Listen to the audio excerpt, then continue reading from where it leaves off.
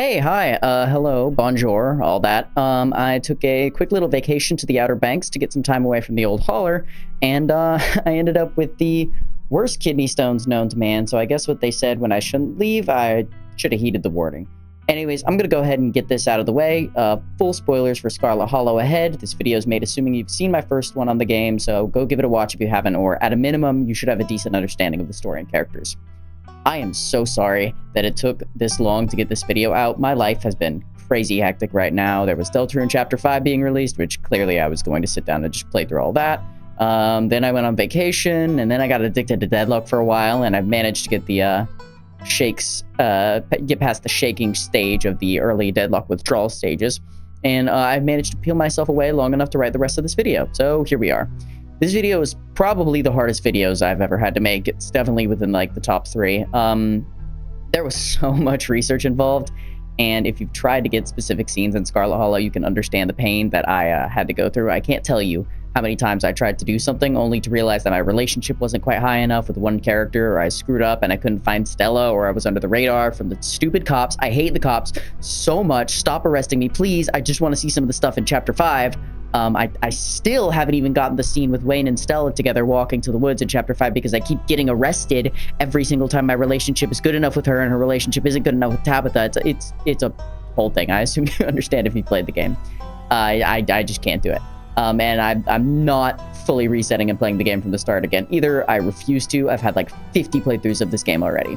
Anyways, this is a character breakdown of all of the major romanceable characters in Scarlet Hollow, along with Tabitha. Notice I did not say the character breakdown. These characters are multifaceted and insanely nuanced, and if I just sat here trying to explain every aspect of them in words, that would just be the game. I would have just written the game again. If you want to see the characters in their entirety, just play the game. They're complicated, hypocritical, and exist in very different perspectives based on how much you know them and how much they like you. So I'm sorry if I say something you disagree with. Please tell me how much you personally hate me for it in the comments. If you do disagree with me, it does drive up engagement. Whatever. Just know that this is the things I found the most interesting to talk about with the characters, and if I spend less time on one character rather than another, like your favorite or something, make your own video, you know? Actually, I'm begging you, please make your own videos. There are no Scarlet Hollow videos on YouTube. And if there was somebody I could look over to copy my homework, it would have made this a lot easier. Plagiarism is so easy, guys. It sucks that I can't. I'm joking, by the way. I don't plagiarize any of my videos. But regardless, this is probably going to read like a lot like a bunch of disorganized notes and points about characters because that's how I wrote the video. It's very hard to turn a person into a very organized 5-paragraph essay with a thesis, theme, and conclusion statement, especially with the game not being finished. So please bear with me as I harness the strength of my autism to mindlessly ramble about video game characters that I care about. This intro is stupid and long-winded, but all of my intros are stupid and long-winded, so, you know. I hope you enjoyed the perspective I got by stalking a bunch of young and not-so-young adults in the city of Scarlet Hollow, so let's just dive in.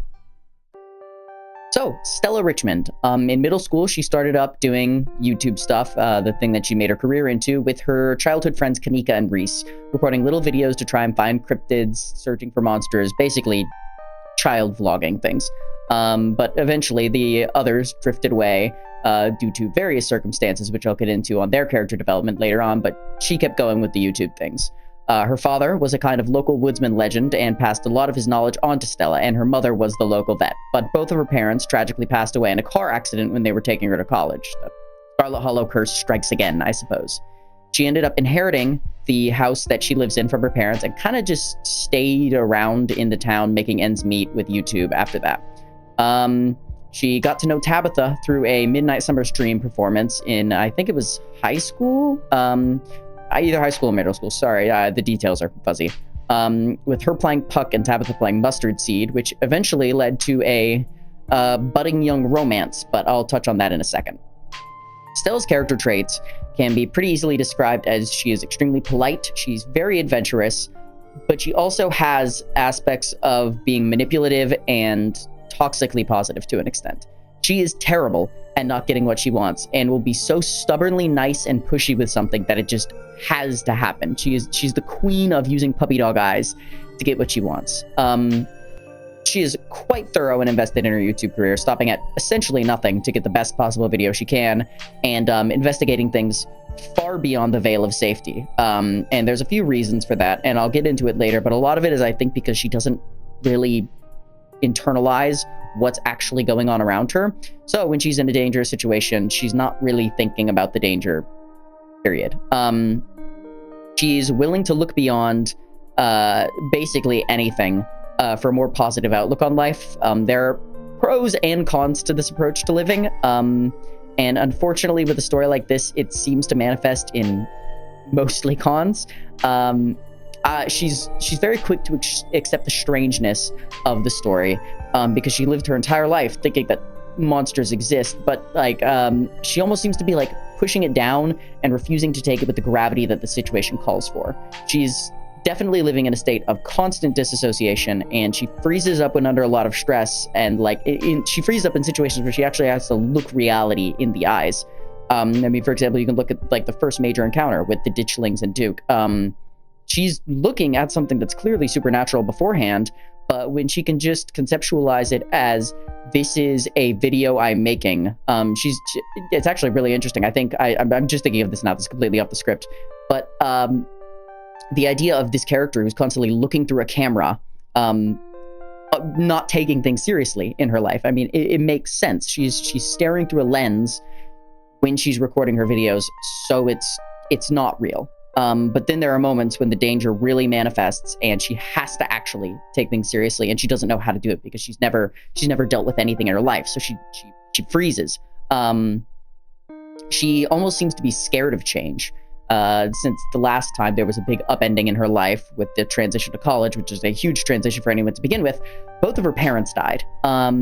Like, she needs to stay at Scarlet Hollow because that's all she knows. And even if things keep getting worse and worse and worse, it's the evil she knows versus the evil she doesn't know. She thinks it's something that she can handle because she's been there and she knows what's going on, but to tell the truth, she can't handle it. Stella puts up this veneer of politeness to keep people from really getting to know her, and she hates people asking personal questions about how she's doing and things like that, and prefers to just do things with people. Like, she'll act like bad things have never happened to her, and whenever someone brings it up, she just locks down. She tries to avoid thinking of things in order to avoid falling into despair. And as she says, she thinks she'd become useless if she just fell into despair, which in reality, that just makes her incapable of coping with any disaster. She is steeped in denial and refuses to take much responsibility for any of her actions. She consistently ends up having people around her thrown under the bus due to her actions, and then she just tends to dip and leave.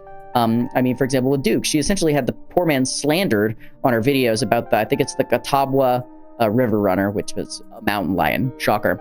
And she just had the poor man slandered, who was claiming that it was a mountain lion, and she just kept saying that they didn't exist in the Appalachian range, and then never apologized to him, according to something that he said. Like, she just said, like, she made this old guy look like an idiot when in reality he was right, and then leveraged the audience that she had to have him essentially like shit talked online for someone who doesn't go on the internet. That's pretty shitty. And she doesn't apologize for it. And in the situation with the ditchlings, she could possibly have a man shot and killed due to her completely freezing up and refusing to act.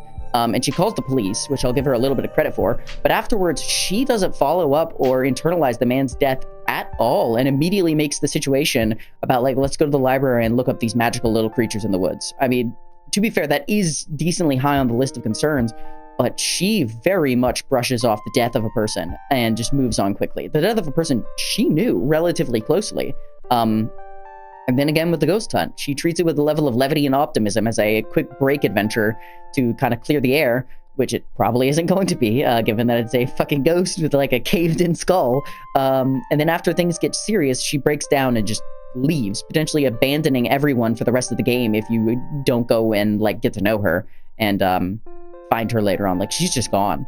I don't want this to be pure Stella slander. She's clearly a very flawed person, but I think about 100% of it is poor coping mechanisms from a very traumatized person rather than any intentional attempt at malice. Stella is stuck in this nostalgia-tinted past of her childhood, running through the woods and looking for monsters while her life is slipping through her fingertips. She's always disassociating.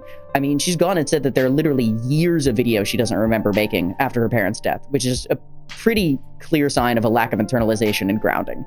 She is desperate for some kind of human connection, but is afraid to really open up to anyone, so she drapes herself in a veneer of Stella Richmond, the cryptid hunter, a YouTuber who's like always up for a fun adventure. And it makes connecting with people on a surface level easier, but she only forms these shallow relationships nowadays. Like, she's the nicest girl that you can't get to know. And if you try and press her to really get to understand something other than the personality she's crafted to present to you, she blocks people off, not being rude, but because she doesn't want to face that part of herself. I think it's interesting how, like, Kaneeka acts as a little bit of a foil to her. Stella is easily able to spin anything into a tall tale of intrigue and adventure, making her life almost into make-believe, while Kaneeka looks at things with a far more realistic perspective and keeps her grounded. They didn't spend a ton of time together after high school, with Kaneeka being busy with college, but she's definitely enjoyed having her back in her life at this point. She barely knows Avery, and doesn't seem to be that interested in getting to know them. It probably has to do with how grounded she is in the past and her childhood and that aversion to change. Because all the people she's close with, she's known since she was, like, born. And she even says herself, Cuz is easier to get to know than Avery, because Cuz is related to Tabitha. It's something she knows versus some person she's never seen before. Or she's seen them for a few years now, but, like, they're alien in comparison to the things she's used to, and Stella does not do well with things she's not used to. She had a very good relationship with Tabitha in high school. I think she says that, like, dating her was Tabitha says that dating her was the best thing that she ever had, and I'm going to assume it's probably pretty similar with Stella. Apparently Tabitha used to be very funny to Stella, like, in a positive way. I could see it. She's got this level of wit to her that usually comes across as scathing rather than entertaining, but if she knows someone closely, I could see how she could be a bit of a cut up. And also Stella just enjoyed breaking down the walls of this, like, curmudgeon-y person and, like, really getting to know her. I think Tabitha and Stella are the two characters that the narrative wants to be together, or pairs together, to some extent. You can go any way in the story pairing together yourself in any romantic relationship, but Tabitha and Stella is one that is definitely, like, thematically works in a lot of ways.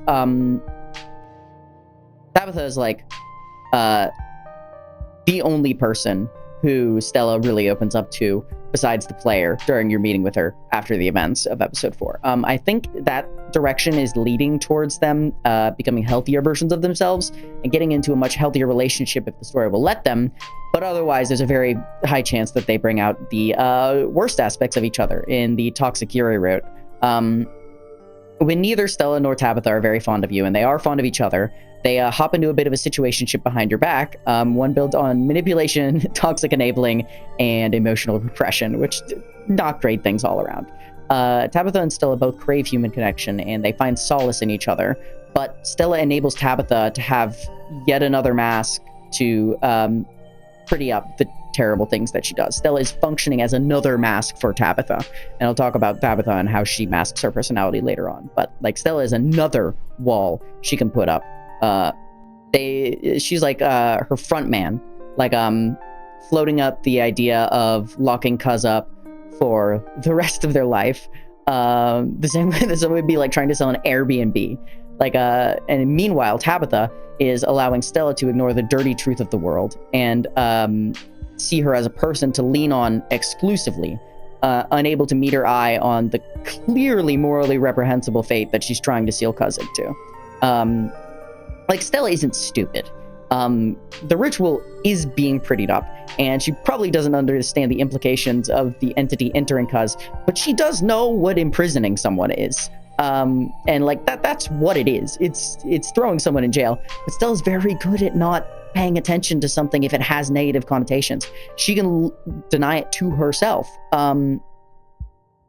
And, like, it solves all of her problems. So, like, she ends up getting back with Tabitha again. Scarlet Hollow won't continue to fall apart, and she can live out the rest of her days happy and in love in her hometown that she loves so much.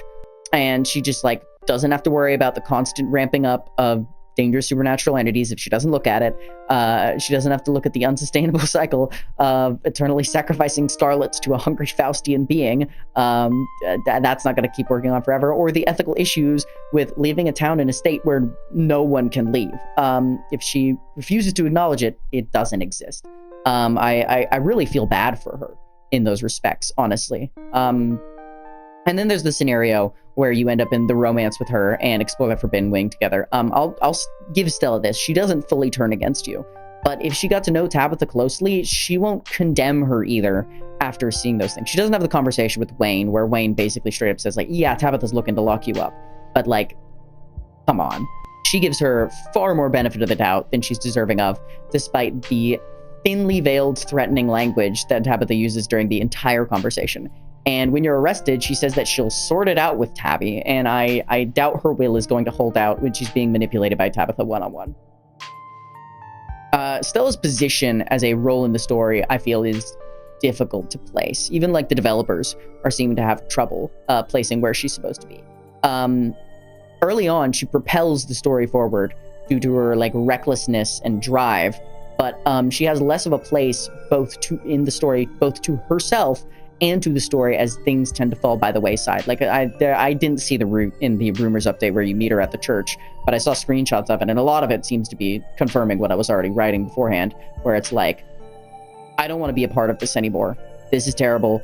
I don't belong here. There's nothing that I can do for this situation. I mean, she's essentially the optimistic first act of the story that falls apart the longer things go on, which is a pretty clear-cut reflection of a lot of the narrative.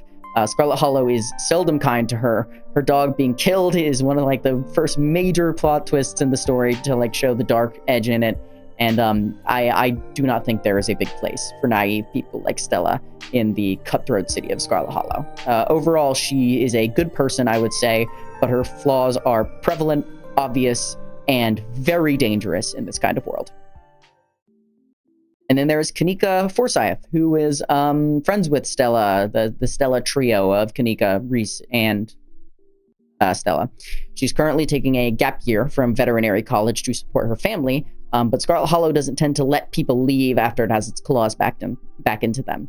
Her dad passed away, and she had to come back from college to help her mom sort things out. An unfortunate accident that threw her plans off kilter. Months passed, and now she's been here for over a year, running the general store.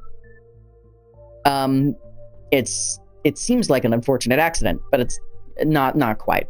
Her father was killed by her mother, Sybil, for the singular purpose to bring Kaneeka back into town. If you saw my last video, you understand why Sybil would need Kaneeka, and the more I look into how she treats her and the arc surrounding her, despite the ends being very important, the means are rough.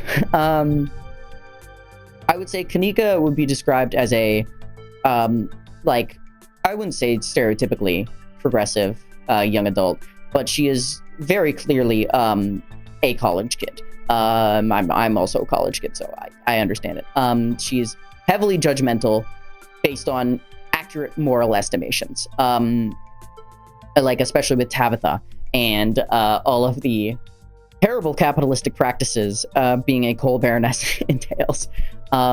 She is skeptical, realistic, and she's very methodical in the way that she likes to break things down.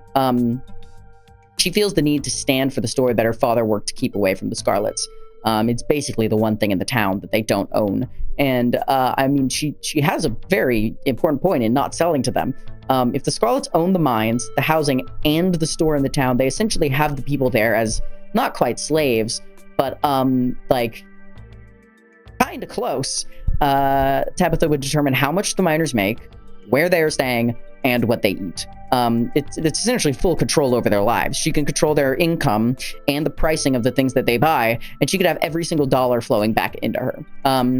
It's like Fordlandia in the 1920s.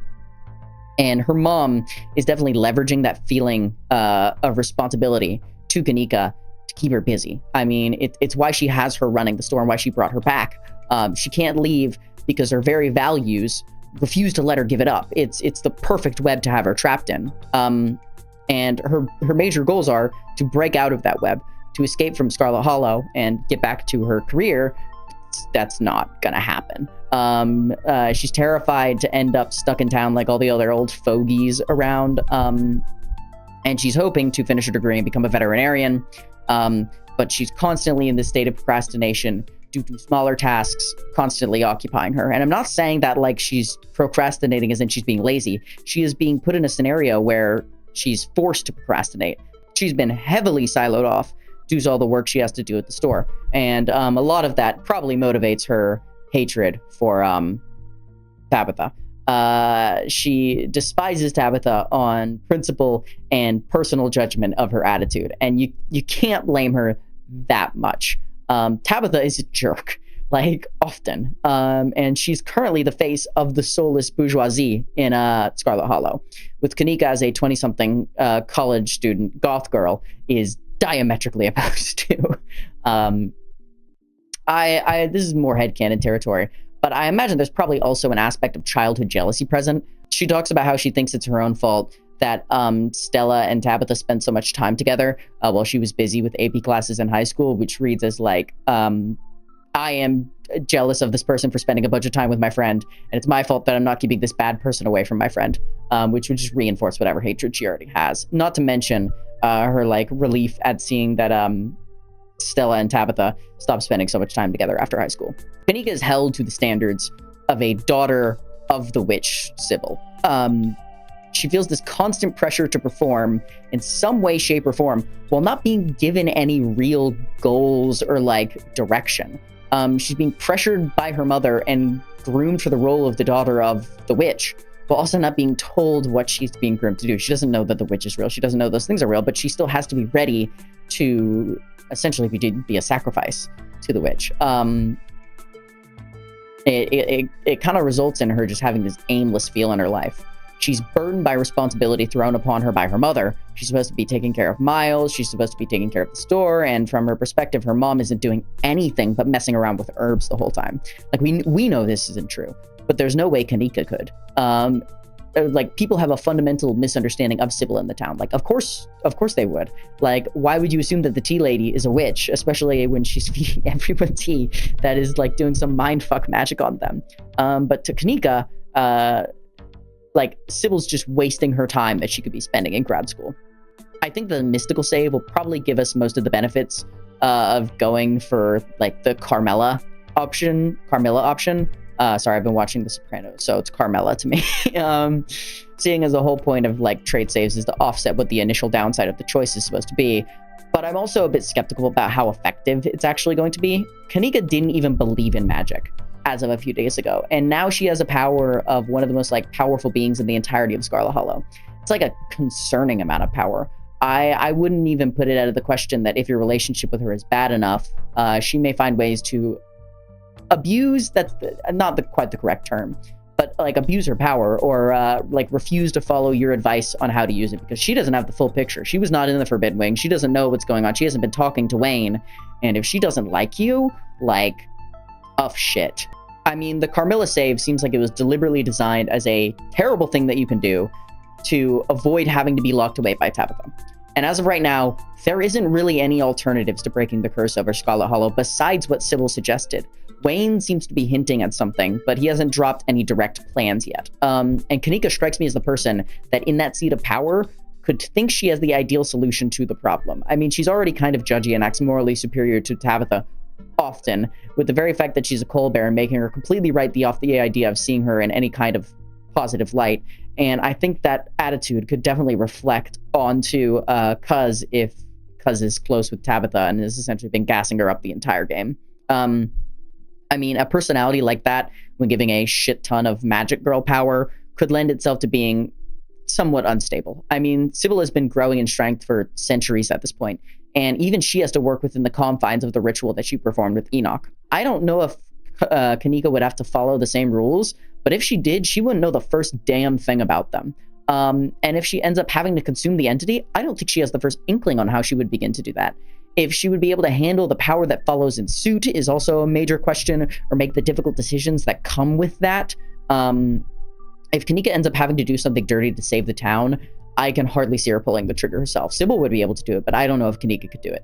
If you're close with her and manage to like convince her, possibly. Otherwise, probably not. Kaneeka is clearly trying to hold herself to a certain moral standing, and being judgy comes on top of that, but like Tabby deserves it. The very notion of a hyper-capitalistic woman holding the entirety of Scarlet Hollow by its throat is against her moral code. And I'm not quite sure where her standing against Tabitha's authority comes from, to be honest. She has clearly been manipulated into a position of weakness by Sybil for a while.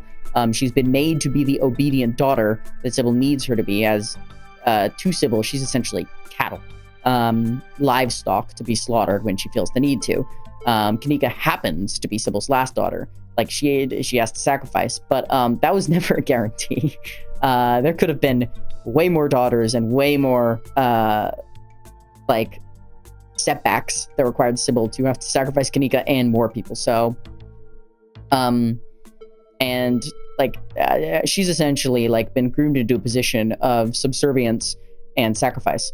But then we have Kaneeka herself constantly pushing for workers' rights, holding up her father's sword as a solitary fuck you to the powers reigning over Scarlet Hollow, while her mother has her wrapped around her finger. I think it could possibly be a reflection of that being pushed down.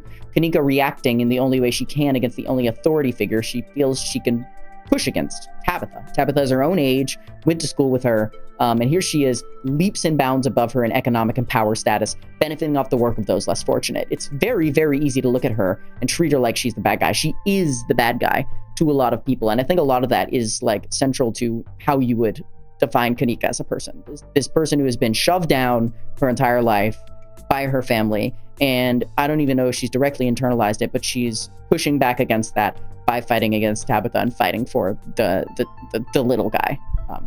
So yeah. Avery Bell moved to Scarlet Hollow 3 years ago and moved in with their Aunt Winnie. And they feel like they are constantly in a state of having just moved in. They had problems with their parents over education, and they weren't being a fan of stuck under their roof, so they just left. Got a job from Winnie and a place to stay, and now they're here. They are a big plant junkie, enjoying the process of taking care of something clearly living. They built the garden at the back of the diner with all the spare plants they had, and apparently, if that's the spare plants, I can't imagine how their house looks. It seems like a big part of like companionship almost to them, and they connect with other like plant aficionados online through swapping cuttings and stuff. Plants being like a memento of a relationship that they have with someone. I'd say they're like friendly almost to a fault, but also heavily avoidant. They consider themselves a nuisance, putting up like an everyman personality, which buries their own actual personality. They're kind of in their own head about not fitting in, worried about people not liking them, or the worst case scenario, becoming completely isolated, and it's keeping them from really getting to know people. They don't want to be in the same place doing the same thing forever and ever, over and over and over again. They're very clearly like a fan of novelty. I would say, almost an adrenaline junkie. Like, they find the prospect of all the ditchling things going on, even if Duke died, exciting, and being the most like receptive to the ghost experience after it happened. They're stuck with this feeling of people looking at them and observing them all the time because they're new, and like in a North Carolina Appalachian town, a non-binary African-American person probably sticks out like a sore thumb a little bit.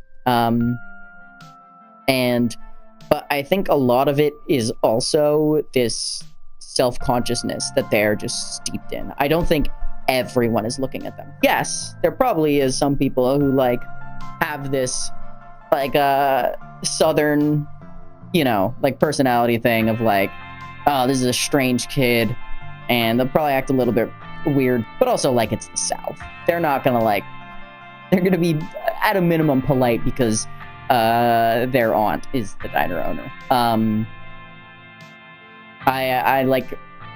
They get in their own head about like the fact that they like hear things secondhand all the time, in a scenario where like, I forget the exact situation, where it's with your hangout with them, and they hear something secondhand, and they get all in their head about it. And it's something that, like, when I saw that situation, I'm like, that's not that big of a deal. Yes, people aren't that close to you, but if you constantly, like, are worrying about the fact that people aren't close to you, you're not going to get close to people. They're kind of looking at the glass from, like, a completely different angle person. I wouldn't say they exclusively look at the bright side, but they tend to give the benefit of the doubt to things that other people might call malicious. They're fond of the idea of being a host for a parasite, despite the clear issues with that. Just looking at it as like another thing trying to survive. This becomes clearly relevant in the stance they take defending the pumpkin baby in chapter 5. Like, yes, it's killing Bo, but also it is another living being. They're also not totally against the idea of ditchlings shoving eggs into them. I wouldn't say they're up for it, but they are morbidly curious about it. They're hoping to save up with their work in the diner and essentially like get the money to move out. But they don't seem to have any like very hard set career plans at the moment. They are enjoying getting closer with Julius though, which meets at its head in chapter 5 in either disaster or a heartwarming, slightly less intense disaster. So take from that what you will. They do music as a hobby as of right now, but eventually they hope that's what they can get into as their ultimate artistic goal in life. That makes a lot of sense to me. I feel kind of the same as an artist. There's this desire to create something, with the job being like only an avenue to get the funds of which to create that something, not the crux of your entire existence like it is to other people. The game says they primarily do music with synths, so I'm not sure what genre they make. I imagine they were just being vague because Cuz probably wouldn't understand it. But they do enjoy playing folk music, be local sometimes. I would say they're acquaintances with everyone in the town, except maybe Julius, but Cuz can help to bring them out of their bubble. They are closely tied to their aunt. She's not leaving Scarlet Hollow, so they're going to stay in Scarlet Hollow as of right now. Their closeness to Julius Tremaine, though, I think is one of the most interesting parts of their character. This old codger who is mean to everyone, and Avery is the one person that he spends time with. I think a lot of it is two isolated souls finding each other, and Julius feeling as though Avery is kind of his like unofficial kid that he really badly wants. So he does like these little favors for Avery, like helping them build the garden. They have a kind of like task-based relationship, which makes sense with the manly facade that Julius wears. Like, if you've ever known old Southern guys, the way that they show they care about you is by like fixing your fence or something. Avery, I would say, is completely happy to be slowly wearing down his walls and getting to know him. I think there's very much an intentional parallel here between Cuz getting to know Tabitha. But I'll get more into that when I talk about her. I think Avery sees Julius as this kind of ultimate challenge of friendship. If they can befriend him, then that they can basically befriend anyone. Julius, on the other hand, holds on to Avery as a bit of like a singular person he can have as a companion, almost as if like the kid, I said it earlier, like the kid that he never had. He built a bench for Avery's garden just to like try and have people give Avery a chance to be appreciated by the town. Like Avery was like, oh, there's nowhere for anyone to sit at the garden. And Julius was like, I want people to see the work that this kid has put in. So I'm going to build this bench for them. Which is something that that Julius never had a chance for himself. He's been hated by the town his entire life. And like, Pastor Daniel gets into it. And a lot of it is just because he's just rude. Like, he hasn't done anything inherently terrible. He's just a rude person, so nobody likes him. And so he's seeing this kid who's not being appreciated by the town because of who they are, and not really any good reasons not to like Avery. So he builds this bench for them and is like, look at all this work the kid is doing to build this garden. Aren't they great? I have no clue where Avery stands as of a role in the story. Their romance is still upcoming, but they can be like heavily injured in a really weird way. So I don't know. They're definitely a parallel to Cuz in a lot of ways as this like stranger, who gets to know, this like bad guy, and breaks down their walls, and it ends in disaster. Either way, at a minimum, Julius is going to jail. So I don't know what that says about what's going to happen later on in the story with Cuz and Tabitha, but we're just going to have to sit back and see. I have no idea what's going to happen with Avery's party. It seems like, given the circumstances, it should probably be called off, regardless on what happens. But, you know, like, because you can't really get through Chapter 5, like, casualty-free entirely. As I said, at a minimum, like, Julius is going to jail. I guess that's when a party would happen. But even then, like, things are really bad right now. Like, sure, everyone can live, but, like, in the best case scenario, Avery's gonna have to recover from, like, a pumpkin baby using their life force to be born. Not to mention the countless other horrible things that can happen leading up to the party. It seems like a bit of a long shot. I would describe Avery, like, primarily as someone who's never given a chance in the first place and is self-sabotaging themselves with the fact that they were never given that chance. They're quite a tragic character, I would say. Oscar Gutierrez is the local librarian of Scarlet Hollow, and a single father raising his daughter Rosalina. Oscar's father worked in the Scarlet Mines for the majority of his life, making sure to give Oscar opportunities to become educated. Oscar ended up leaving Scarlet Hollow to focus on a college education, had a kid far too young at 19 years of age, and then returned to take care of his family, namely his parents, and uses education to help them in Scarlet Hollow however he could. His mother, the mother to Rosalina, is not in the picture, and his parents helped to take care of Rosalina before they died, trying to give her the opportunity to spend some time with her grandparents before they pass away. The library job he works kind of fell into his lap when he was getting his master's degree. With how affordable the housing was at Scarlet Hollow, it just made sense for him to come back to the town. Oscar was the subject of a good amount of gossip when he managed to get back, heading back into a North Carolina Appalachian mountain town with a master's degree, no wife, and a child he had at 19 years of age. Which, you know, in a southern town like that, you'll have people looking at you strange in that kind of scenario. I mean, Duke kind of shows a bit of that judgment, talking about other younger people and their fancy degrees, most likely referring to Oscar, at least including him in his judgment, along with Tabitha talking about how some people shouldn't have kids, judging him for having a kid too young. I imagine he had to deal with a good amount of gossip surrounding it when he got back. He's seemingly interested in progress in a renewable and academic sense, going as far as to say that he wishes that Tabitha would focus more on renewables rather than consistently using coal, because he strikes me as a well-educated, I mean, the master's degree says much. He is a well-educated man, but not just in he carries a degree.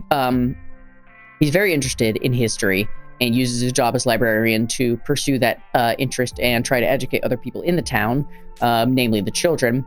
And he's almost like philanthropic with his work, I would say. Not the fact that he donates money, but that the library is a place of public goods and services. He lets kids stay there even while the parents are working and essentially babysits, making it a daycare and a library and having tons of events and a lot of resources for the people in Scarlet Hollow to use.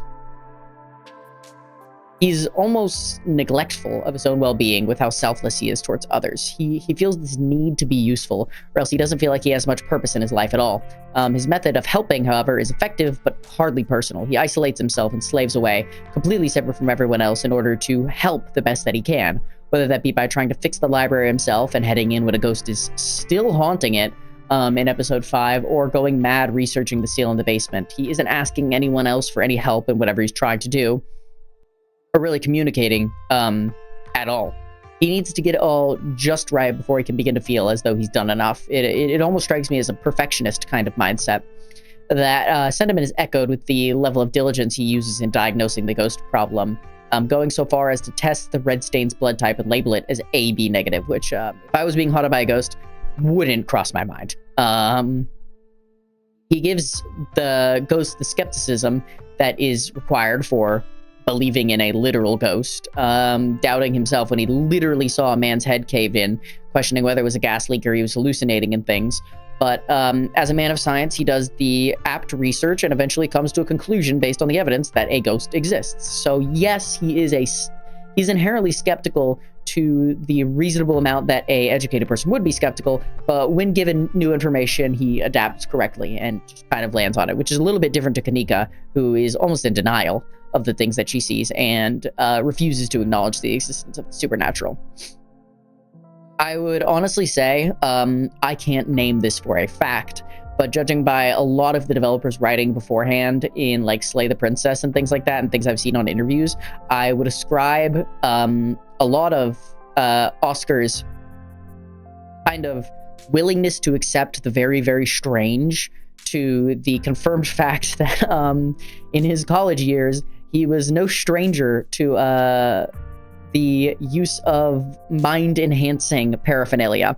I don't want to talk in too much detail about it, but I have seen, at least in my own experience with people that I know, when you end up taking things like that, it doesn't completely make you like super into like supernatural things and stuff like that, but you are more willing to accept something being extremely strange when you have been faced with strangeness in your own life, versus Kaneeka, who is a straight-edge college student and has only seen things from a fully logical perspective, will only examine it from a fully logical perspective. But that's just kind of headcanon-y on my point, and me ascribing some personality traits from people I know and myself onto a character that I see in a video game. So take it with a grain of salt.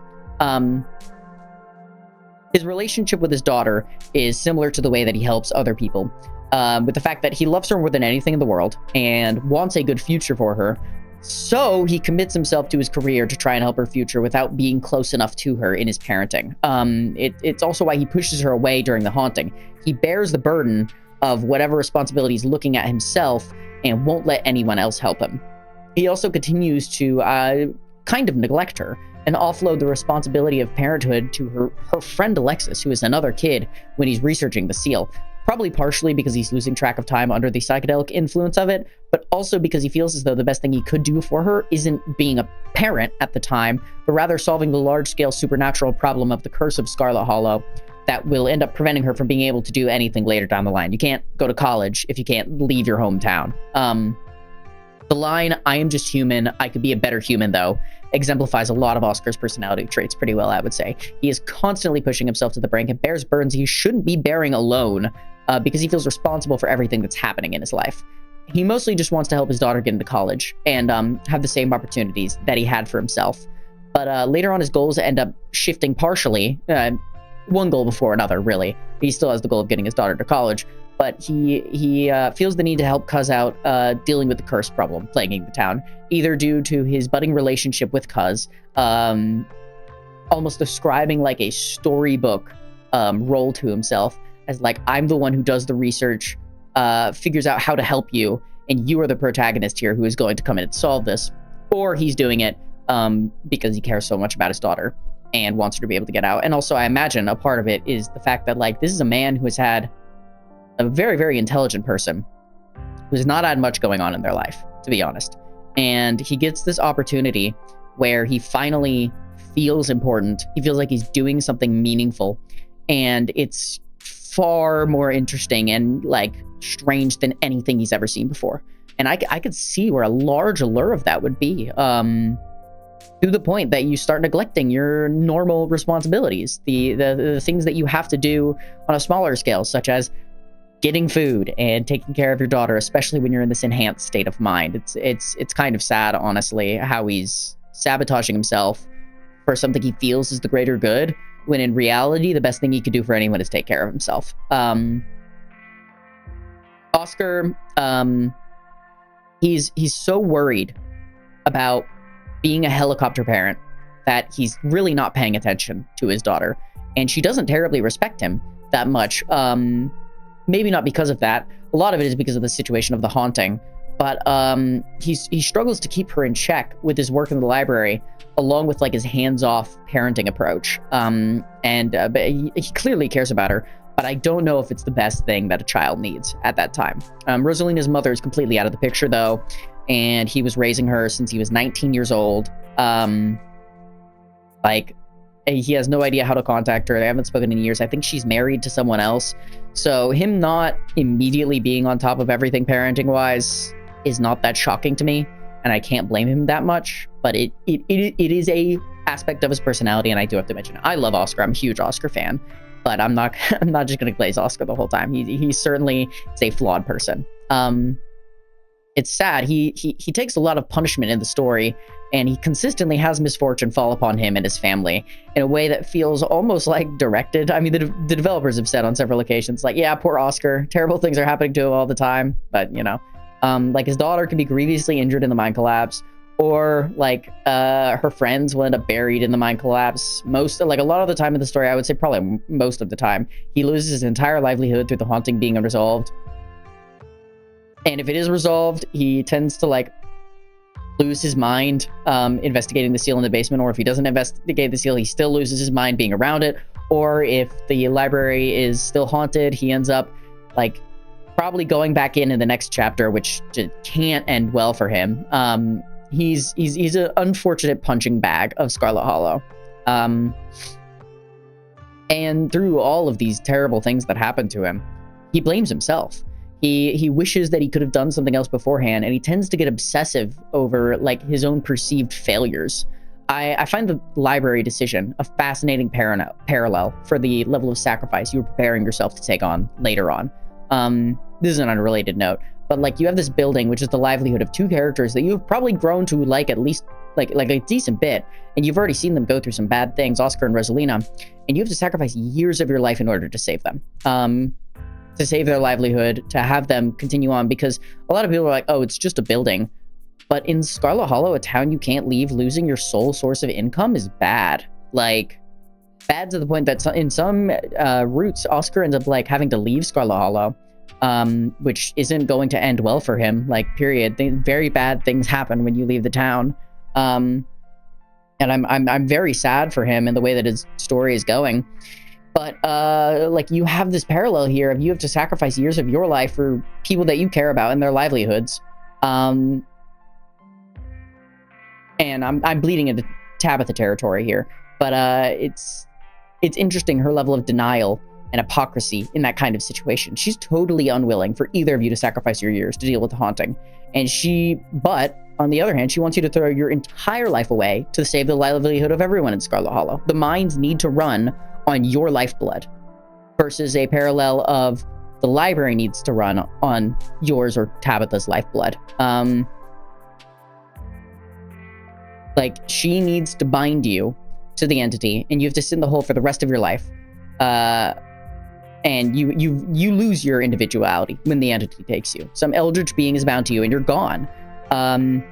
To save the town and the livelihood of the people in it, aka the success of the mines, you have to sacrifice the rest of your life. And the entire narrative of Scarlet Hollow has a lot of plot points similar to this that like vaguely rhyme with the overarching ideas of sacrifice for the greater good.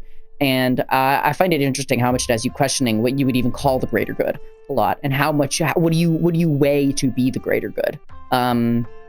It's one of the strongest bits of thematic narrative, I would say, that is like uniform across every decision in Scarlet Hollow. I'm kind of rambling here. This isn't terribly about Oscar, but you know, it's interesting to talk about. Oscar is the kind of man who is willing to give everything for that greater good he finds himself. He is a servant to others throughout the entire story, and in the few examples where he isn't, like him alluding to re-entering the library in chapter 5, it's just him thinking that in order to help others, he has to face his own demons first. He has to face his own test that Scarlet Hollow is giving him to help others. Not because I need to do this because I feel like it would be good for me. I need to do this because people are relying on me and I need to figure out my shit firsthand. Regardless, he's sacrificing himself. Oscar would give you the 2 shoes on his own feet if your pair didn't match with your outfit. Like, he's selflessly self-destructive.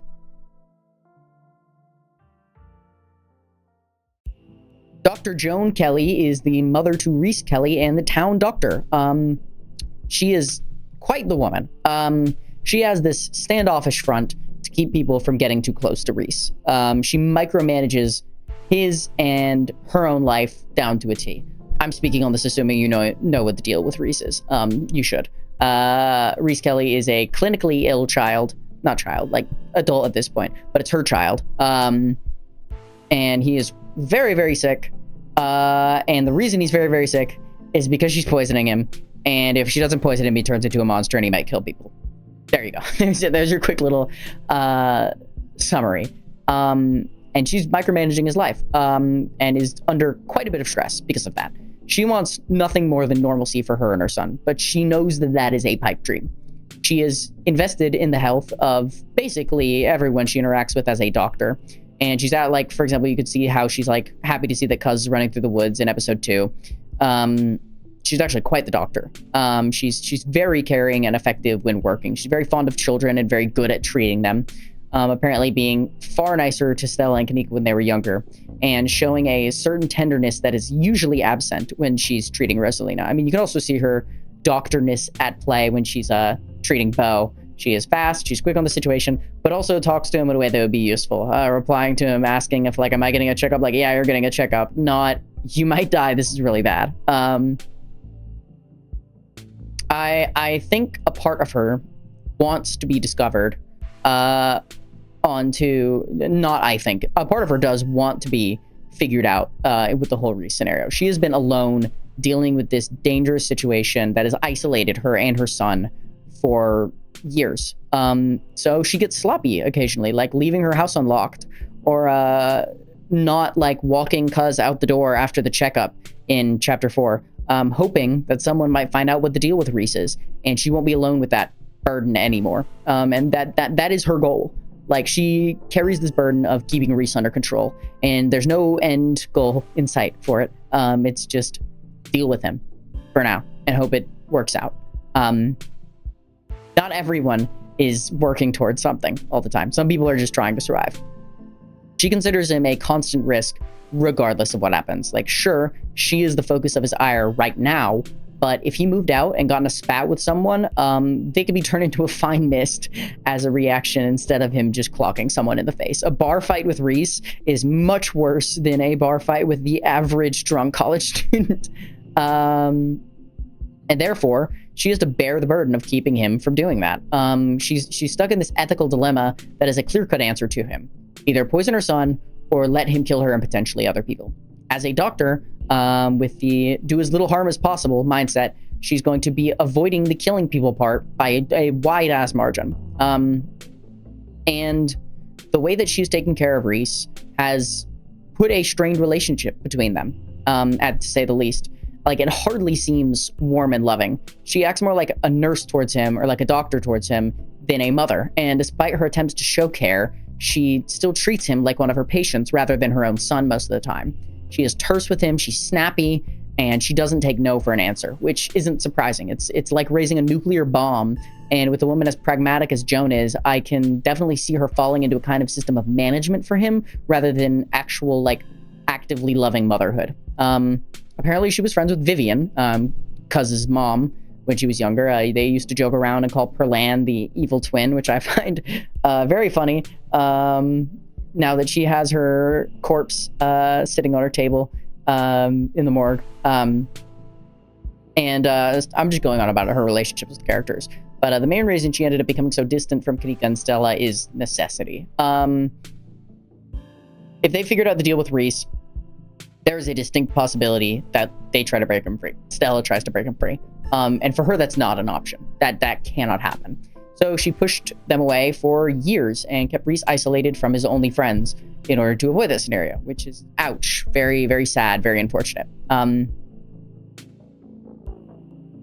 would say, I think her keeping her dangerous son under lock and key is probably the main reason he's so fucked up. And it eventually forces our hand in the Chapter 4 decision.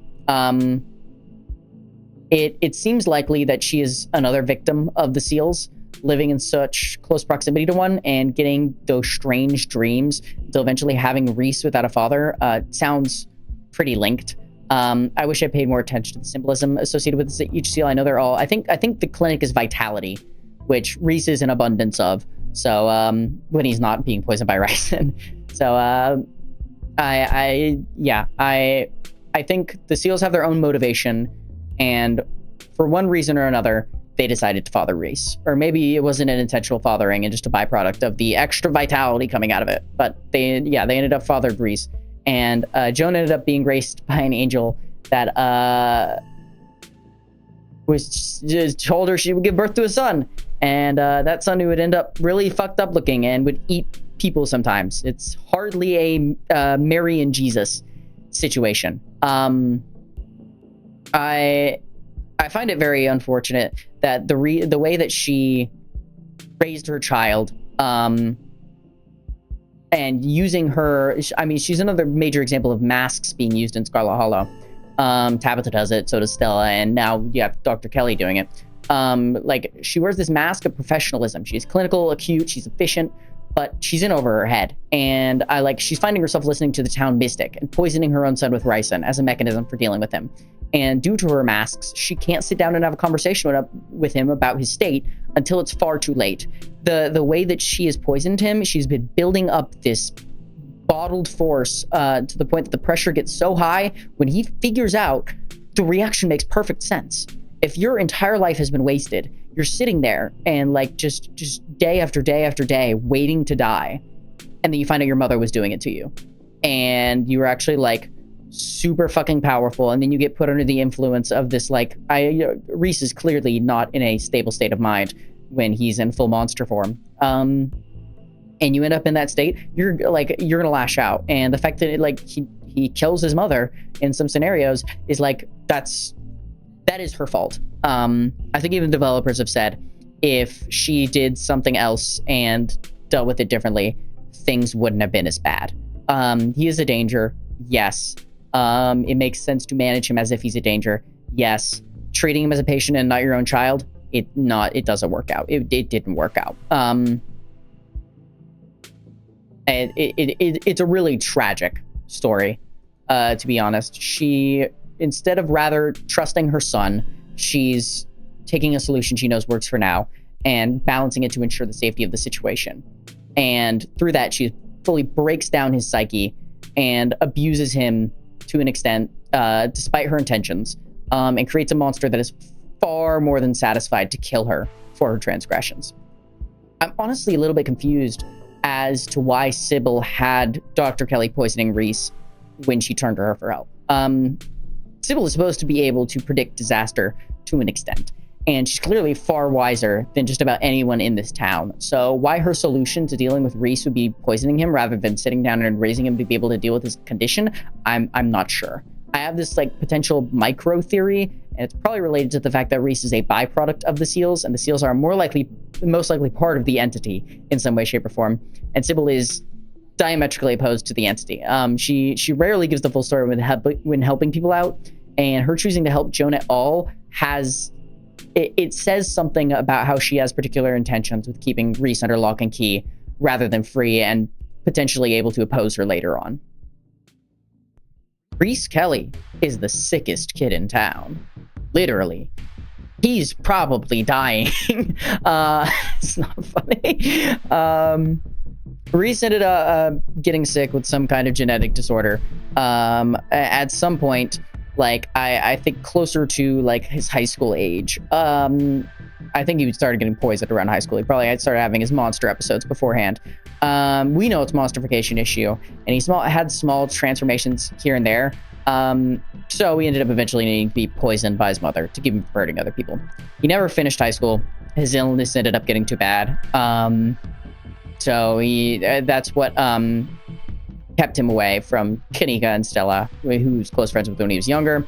He was originally in with the cryptid videos, as I mentioned earlier, but he stopped being able to go out and spend much time with them as he got sicker and sicker and sicker. Reese is a reserved, solemn, and creative soul, I would say. He's not shy of the macabre and has a very strong interest in media that reflects that. I think he fits into the archetype of tortured artist perfectly. His entire life he's been preparing for his own death, something that he doesn't take happily, but he knows it's coming one way or another, and he tries to make some kind of peace with it. That's also why he explodes so much, but he finds out that he wasn't really sick, but has been being poisoned by his mother his entire life. I mean, she's been lying to him about it. And I would be furious, especially if the thought is he's dangerous, so we have to ruin his life.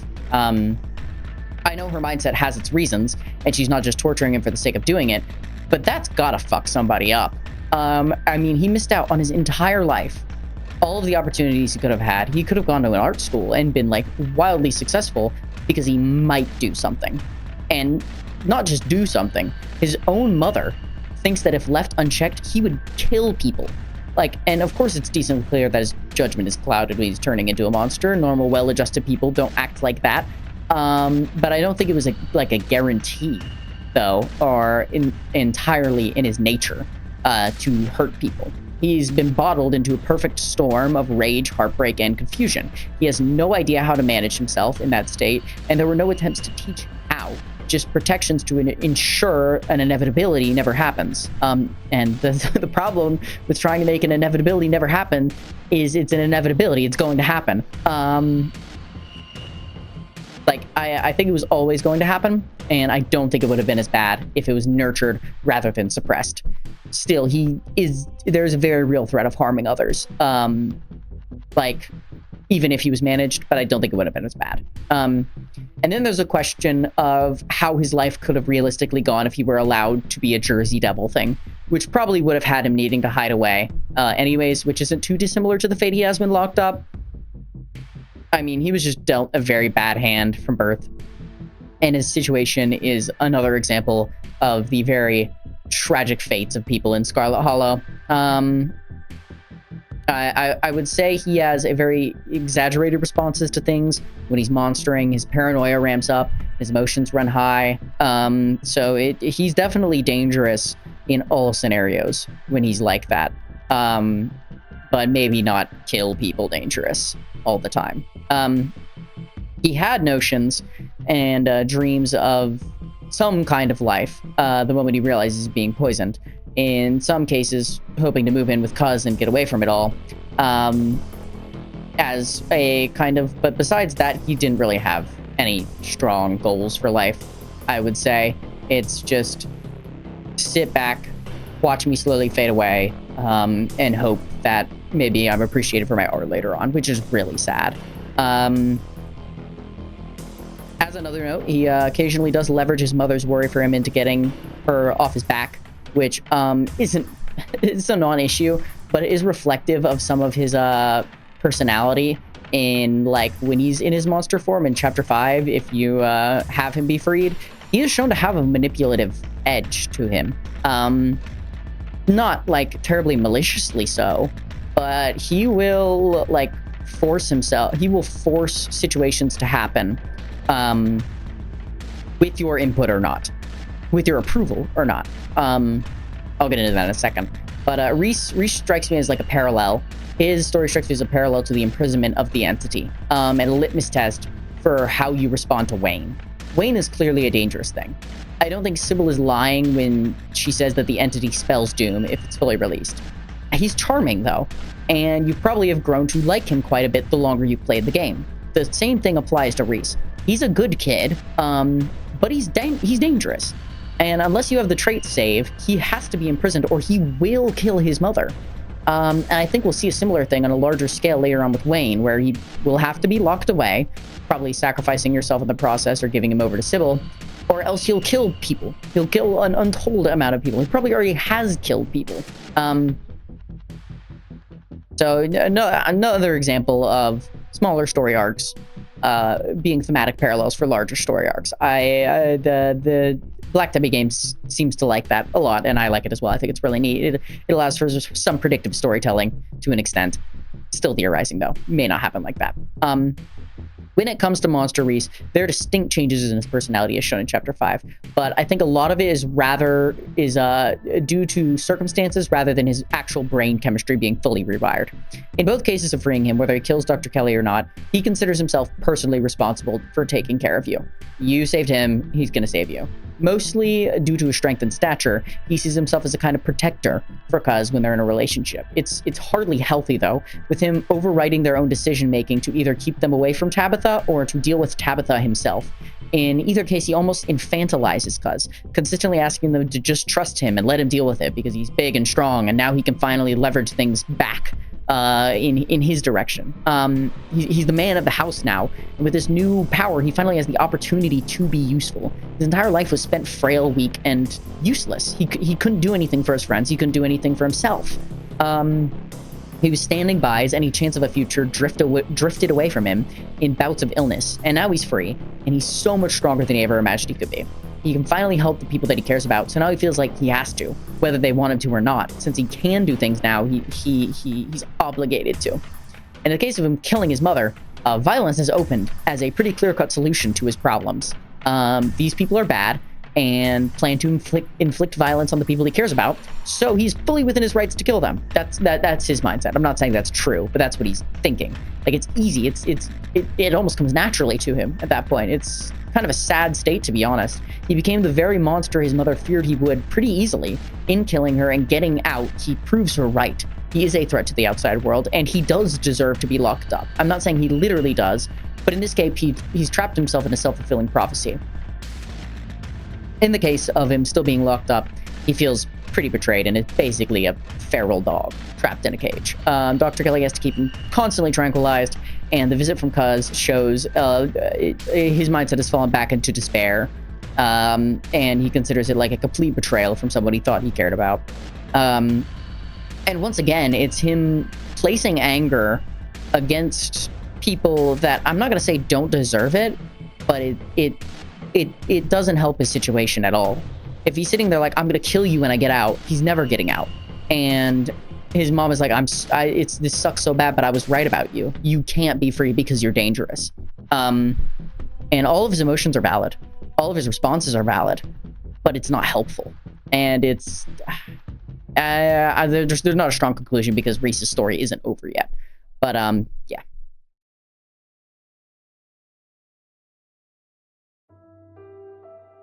Sam Wayne was an employee at the Scarlet Mines. He used to be a lighthearted guy, joshing around at work, liked to grab some beers with the guys. Didn't work too hard. He mostly was on the heavy machinery, keeping himself out of the grueling work of the mines. He was friends with just about everybody at the mines, called a cut up by the people he knew, and had a close relationship with another miner named Isaacs. There's some evidence that it might have been a one-sided romance, with the interest Isaacs takes into Wayne's appearance and a line the entity saying that it seems like one might have had a liking towards the other when it possesses Isaacs, shows there might have been some doomed yaoi involved, but none of that is terribly important to the story we have so far. Sam Wayne was stupid. Very, very, very stupid. Okay, maybe not that stupid, but he made the really dumb mistake of dating his boss. Wayne, my poor fool Wayne, was fooling around with Tabitha Scarlet and found himself in a very poor situation at her house. Somehow, not sure about the details, but somehow he ended up on the wrong end of a horrible ritual that had a eldritch entity possessing him, and that's about all we know about Sam Wayne, the miner. From now on, I'm going to refer to him as Wayne and the entity interchangeably. Not quite interchangeably, but close enough to interchangeably, seeing as they are basically interchangeable. The entity is one of the more confusing people in Scarlet Hollow because they're not quite a person. Defining the entity is the first problem we need to get through, but that's surprisingly difficult. The entity was brought to Scarlet Hollow by Enoch Scarlet and Sybil Forsyth. Either Maeve or Verena at the time, but that's neither here nor there. There was some kind of ritual process where Enoch brought the entity to Scarlet Hollow to bring it prosperity after the collapse of the mines basically almost doomed the Scarlet estate. And I'm fairly certain it involved invoking some kind of otherworldly being through the seals and a vessel for the entity to stay within. I'm pretty sure that they're all the entity, quote-unquote. The seals are clearly magical, and Oscar's metaphor of a man of war gives a decently apt description. They're all parts of a singular whole, fully separated from one another for the time being, but most likely cut of the same cloth. I'm not here to talk in depth about the seals, because for one, they're one of the most complicated parts of the Scarlet Hollow lore, and for two, I'm talking about Wayne, not the entity at large. I'm pretty certain that more will be revealed later on, but for now I just have to run on vague details and try to piece together what this character is and wants. For one, I think Wayne is primarily an otherworldly being that was imprinted on a human form, the first of which being Theodore Scarlet. It's clear from Wayne's dialogue that there is a collective of all the people who were possessed by the entity in there, at least to the point that he can feel their general memories, thoughts, motivations, and likes. He likes Alexandra's doll because she liked it. He can tell that Isaacs was very close with Wayne, and he uses dialect from the time period that he was summoned in primarily, and also the dialect of the people who, person, specifically Theodore Scarlet, that he would have been placed within. To me, this paints a picture of a hive mind of some kind, a general otherworldly intelligence that learned to speak and reason as a human form from the information it collects from its vessels. How else would something from another world learn to speak English and do it in that kind of early 1900s pattern?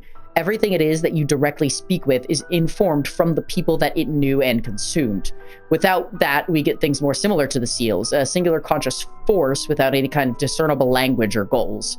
When it comes to Wayne's goals, which may not be the same as whatever the seals wants, he's looking for freedom. He wants to break the curse over Scarlet Hollow and finally get out, and then do whatever it is that otherworldly entities do. What that is, I'm not terribly sure. Sybil seems to think that it portends doom, and she may be right to an extent, but I'll break down what I think the entity could be going for thematically later on. One thing I'm confused about is the goal of freedom that Wayne has, which is based on the curse that technically the entity cast himself, or itself.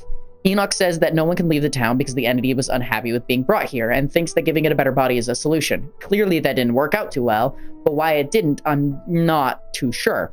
Wayne is also bound by Scarlet Hollow. He says he can't leave like everyone else, but if they can't leave because the entity is apparently punishing the Scarlets, why doesn't he just revoke the curse that he cast and leave? Well, there's a few possible kind of theories that I have here.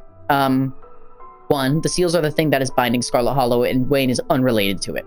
Wayne has motivations that seem largely unrelated to waking up the seals. I think when the seals wake up, a large portion of the entity will become fully awakened, and shit is gonna go down. But seeing as Tabitha is willing to take us to the next seal as a response to Wayne kissing us, as like a I'm going to escalate things now, I have no idea who wants what and how the end game of the seals works out. It's clearly a very big thing going on, and they want to be witnessed by Cuz, who is definitely fated to see it through anyways, but how that connects to Wayne, no idea. Some of his dialogue actually implies that he doesn't want you going to find the seals at first, eventually just following you to the rest of them because he knows it's bound to happen anyways. Sorry, I'm going off on a bit of a tangent here. 2, making and breaking the curse are two very different things and require much more will than in the other options. The curse was presumably cast the moment the entity made it to Scarlet Hollow, probably due to its displeasure of being bound at all, but I don't think it has direct foresight into the future at this point. If it did, it would have just bided its time waiting for Cuz to come to town and not constantly be trying to escape across its entire tenure in Scarlet Hollow. So the curse may have been short-sighted at the time, and in its new scattered and weakened state, it cannot leave the Holler in the mortal body that it carries, and it also can't break the curse on its own. Either way, Wayne's direct goals are quite ambiguous, but it's obvious that Cuz is central towards them. Seeing as the deal to summon the entity required a Scarlet as the host initially, Wayne's body being rejected by the entity is why he's rotting and all that weird stuff. But Cuz is the perfect vessel in normal circumstances for Wayne to possess, and seeing as he has no interest in Tabitha and Cuz keeps finding themselves at the crux of major events, it's clear that they are special in a way that no one else is, and special to Wayne in particular. He goes to immense lengths to protect them, watching over them constantly, and is convinced that he is the only person who truly cares about them. And from his point of view, that might be true. I think the end goal of the entity in general is some kind of blissful melding with Cuz. We get a glimpse of it with the Wayne kiss, and it might extend to his end goal with everything. I mean, to an extent, it could be the cataclysm that Sybil predicted. The world being bathed in a homogeneous being, erasing the individuality of everything and becoming one creature in a bliss forever. Spooky stuff. Reminds me of like the Chaos Flame from Elden Ring. But that's just full headcanon on my part. There's probably plenty of evidence that puts that theory on the rocks, but hey, we don't know, so I can say whatever I want until the last 2 chapters come out. Cuz is definitely at the center of the destiny involved with Wayne, and Wayne seems to believe that they're two kindred souls who are fated to come together, to the point that he's clearly pissed off when Cuz ends up in other romances, going as far to call Stella a slattern, which is old speak for something I can't say on YouTube, and remarking their relationships as temporary dalliances. The man clearly has a way with words. That's another big aspect of the entity's personality, which is very, very effective manipulation. He lied to Alexandra to convince her to swap bodies, most likely as an attempt to escape. He snatched up Isaac's the moment he entered the estate looking for Wayne, and he very much played the cards to pit Cuz against Tabitha in the Forbidden Wing in Chapter 5. Whatever the case is with Wayne, it's obvious he isn't to be trusted at face value, and whatever goals he has or aces up his sleeve are very likely not to be quite all he's cracked them up to be. Sybil Forsyth is the town mystic and herbs lady, owning the general store with Kaneeka and selling tea to anyone in town willing to take it. She perfectly exemplifies the moral conundrums in place through Scarlet Hollow. Sybil, as she goes by now, is a weirding woman who's been around for potentially centuries. The backstory we get of her shows her in an ancient village with her daughter who has a vision of a flood decimating their village. The daughter asks Sybil to bring her into her, consuming her and her power to prevent the flood and saving the lives of many. Initially, Sybil is apprehensive, not wanting to destroy her daughter. I'll get into the air quotes on that later, don't worry about it. But she gets convinced, eats her daughter, and saves the village. The destruction of her daughter extends her lifespan, and she repeats the process for ages, preventing plagues, wars, and many other untold disasters. Eventually, she reaches a point where she flees from the visions, choosing to blind herself as much as she can from the suffering of others so she doesn't feel required to continue to destroy her daughters, to the point that she ignores the vision of a mine collapse, the collapse of the Scarlet Mine that I mentioned in my last video, and lets the miners die to save her daughter. Shortly after that, though, a man approaches who will bring a darkness upon the world. This darkness is the entity that later ends up possessing Wayne, and Sybil knows in seeing this vision that she could consume said entity if she helps the man, and prevent many more disasters by consuming the entity itself. No need to sacrifice daughters to save lives anymore. She would be powerful enough to stop anything she wants to. The man, Enoch, fucks around and wastes a lot of Sybil's time, and she has to sit by and bide her time until she can find an opportunity to consume the entity. We don't have the full picture yet of what happened between her helping Enoch and now. We're not sure how Enoch died, and while we do know she consumed more daughters between now and then, the details are few and far between. One of them was called Maeve, and the other was Verena, one of which was the daughter and one of which was Sybil, but who is who, I'm not quite sure. Eventually, as we got to now, with Sybil prepping Kaneeka to be the final daughter she needs to consume in order to take on the entity, she even goes as far as to poison Kaneeka's father to have her come back to town from college to the funeral, and keeps her there by burdening her with the responsibility of his store. It's pretty bleak and abusive stuff.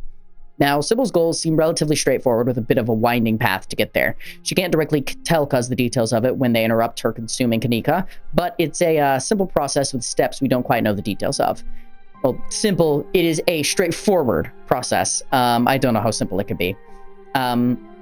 Basically, her plan is to consume Kaneeka, become young again and take the name as Carmilla, consume the entity, become powerful, and save Scarlet Hollow, along with using that power to help others as she has been her entire existence. I don't doubt her for a second when she says that is what she wants. She seems to have a pretty good head on her shoulders, and for someone as old and experienced as her, with the ability to see in the future like we've been shown she can, the few eggs she has to break along the way are worth it to save the proverbial chicken coop.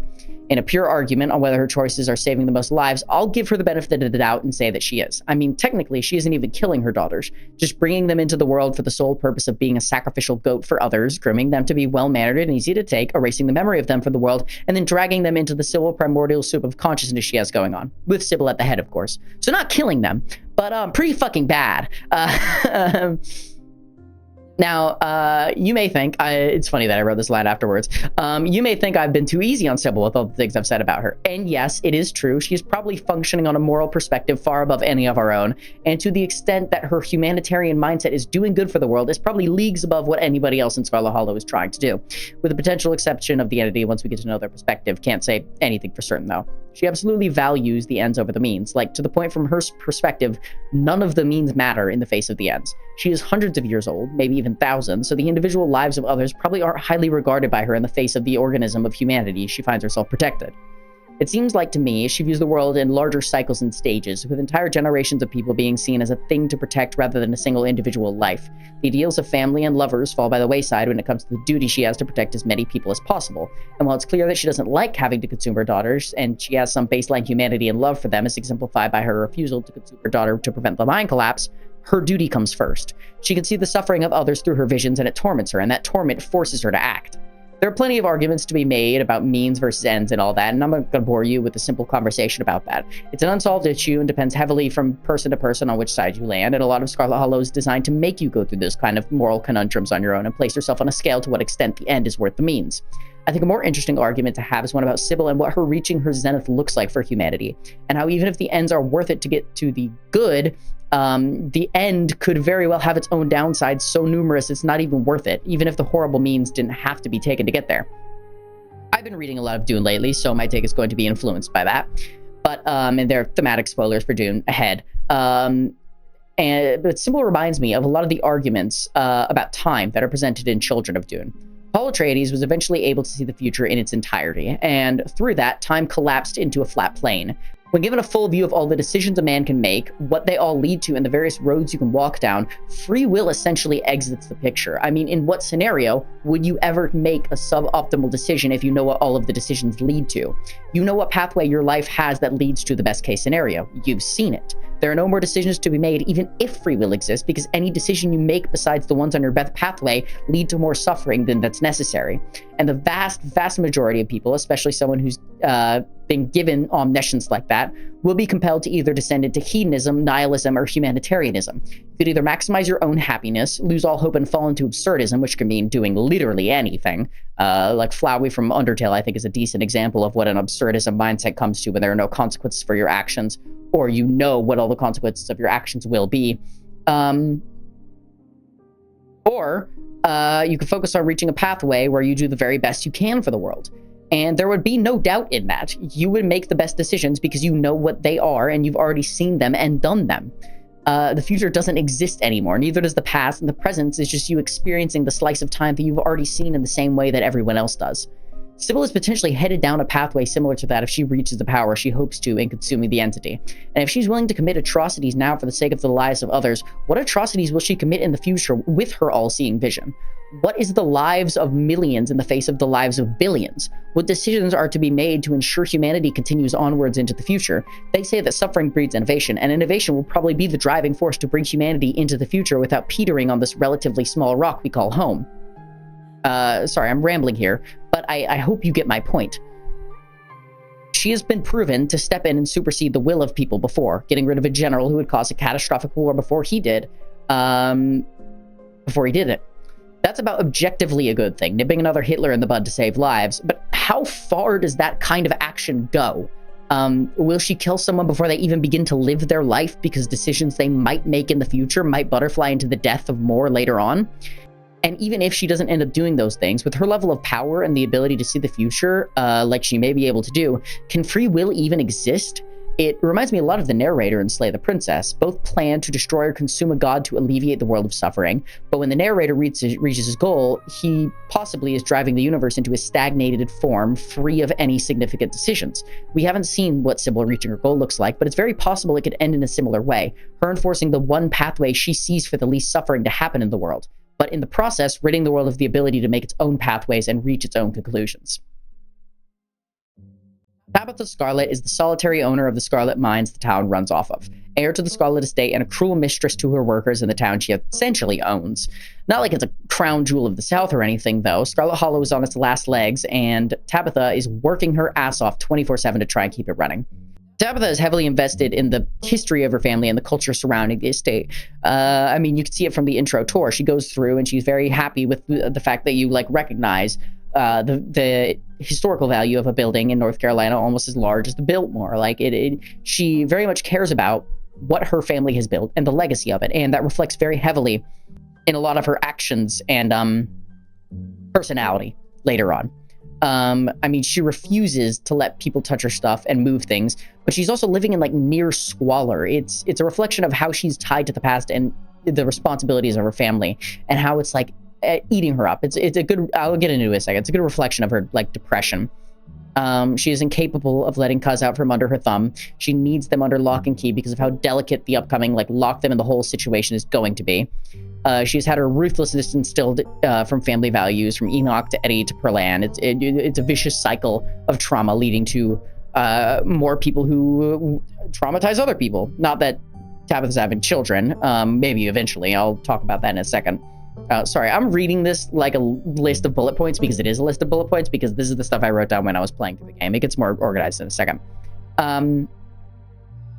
She has a similarly ruthless mindset about life as a whole. Life is morbid and horrible things happen, and people have to do horrible things, and she's one of those people. It is draped in so much cynicism because she's things haven't gone well for Tabitha ever.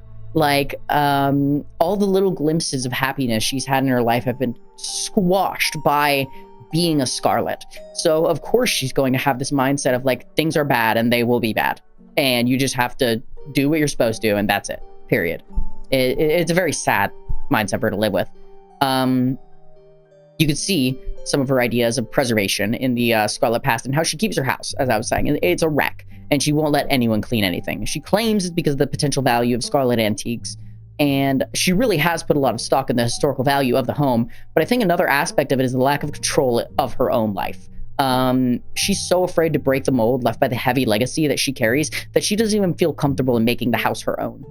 She doesn't even really live there. She just sleeps there. It's also why she has another model home she stays in sometimes. It lets her pretend that she could have had another life, a normal one, in a house of her own without being a Scarlet in name.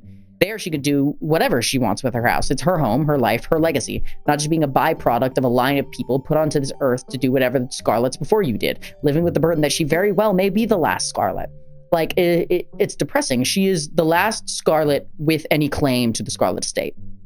There's no one here telling her that she can't have the entire house gutted and cleaned, but she refuses to because of these dead people that are weighing so heavily on her. And she's the final Scarlet besides Cuz. I mean, maybe Cuz will have children, but like I just can't imagine how that feels. I mean, she really hasn't talked about it much, but it seems unlikely that she ends up having children. I don't think she sees it in her future. She dated around with the miners because Perlan wanted grandkids, but she's also talked about how some people like shouldn't have children and implied that it hasn't really worked out for her. She also said that she would have raised her children how Perlan raised her, so she definitely would be continuing the cycle of trauma if she was a mother. The thing I wonder, though, is if she can't have kids, as in she's infertile and that's why it's such a sore spot, or she won't have kids because she knows what they'll have to go through being a Scarlet and has decided the legacy and town dies with her. This also makes sense given some comments like about her and Cuz being the last Scarlets, or she hasn't had kids yet and is still hoping to in order to continue the legacy. That's what makes sense if she's really sticking to like, I'm a Scarlet, I should do what Scarlets do. But like, I could also see her betraying it in some small way by refusing to have kids. That makes a little bit of sense to me. Or maybe she is as committed as she acts like she is, and she just can't have children. I really don't know. There's no way to know. Probably won't be confirmed in the game. But I imagine knowing that the town dies when you die, or when Cuz dies with the entity in them, that would be a big thing weighing over someone's head. The fact that like everyone else is screwed after that. Tabitha has some of the most fleshed out goals that we've seen in the game up to this point. She is the heir of the Scarlet name. She's the woman who stuck it out for her family, bore the burden that Perlan put upon her, and now it is finally time for her to get her hands dirty in typical Scarlet fashion. Due to the actions of Enoch years ago, the Scarlets have to ritualistically take a member of their own blood and perform some ritual involving a goat being fed a very specific diet and probably being sacrificed. I say this due to the bloody hook we found in the estate, and the fact that mentioning the goat to Tabitha makes her more likely to break down. I imagine having to kill your goat is, you know, make you a little bit more upset. Along with her refusal to name it anything but goat. The hook could also be for Cuz, which is a much unhappier picture, but not great either way. And then they use some kind of occult magic to bring an extra dimensional being into the body of the Scarlet. And as long as the entity has a host of Scarlet blood, the mines will prosper, money will flow, and the town will survive. That is the burden that Tabitha has to bear. And seeing as Tabitha has not borne any children of her own, Cuz is the only person who fits into that role to be the meat slave to the entity. That's why Tabitha invited them to the funeral in the first place. Especially after, you know, fucking up with the Wayne stuff that I mentioned earlier. Probably could have involved her fault to some extent. I imagine that's also partially why she's so rude to Cuz. She doesn't want to like them. Who would be looking to be friends with someone that you essentially have to kill later on? Tabitha doesn't see the people possessed by the entity as themselves, giving her consistent reactions to seeing Wayne, refusing to even call him human. So she finds the person she was told is terrible her entire life by her mother, brings them to town to keep an eye on them, and is eventually planning to sacrifice them to the entity. Why it has to wait until the funeral, I'm not sure. If I was in her shoes, I would have gone ahead and done it. The longer Cuz has to wander around town, the more difficult it will be to put them in the hole, but that's just my 2 cents. There probably is a reason. It's clear that Tabitha may be cold to her on the outside, but she definitely still has a soft spot for Stella. She puts up cute pictures of her in her office, pictures that says she's banned from the mines, but they're like cute pictures nonetheless. She and Cuz are the only people who can get Stella to open up about her parents dying on the side of the road, something Tabitha can do even if Cuz isn't there. They're clearly a compatible match, but in the Toxic Yuri scenario, they definitely work on each other's bad sides. I've already talked about this a good bit in the Stella section, but in the simplest and most eloquent way I could put it, Tabitha and Stella are some of the only people who can break down each other's masks, but in the worst case scenario where neither of them reach any personal development or growth, they can reinforce the masks of one another while exclusively taking solace in each other. They show a false face to everyone else while only opening up to each other, reaching an unhealthy level of codependency that has them spiraling into their worst habits for each other. Otherwise, though, we haven't seen a healthy relationship between the two of them play out, but I think it's likely that they could do the inverse in a better situation, bringing out more authentic versions of one another and allowing them to actually face their worst habits and fears together. Tabitha's love life as a whole really hasn't been the greatest. She seemed to be close to Sam Wayne, but he was taken over by the entity and essentially melded into the hive mind thing that it has going on. She apparently had flings with a lot of miners, probably at least partially because Perlan wanted her to have kids to throw into the Scarlet meat grinder, but nothing really significant ever came of it. Definitely not children. I mean, that's even more evidence to how terrible the Scarlets are as employers.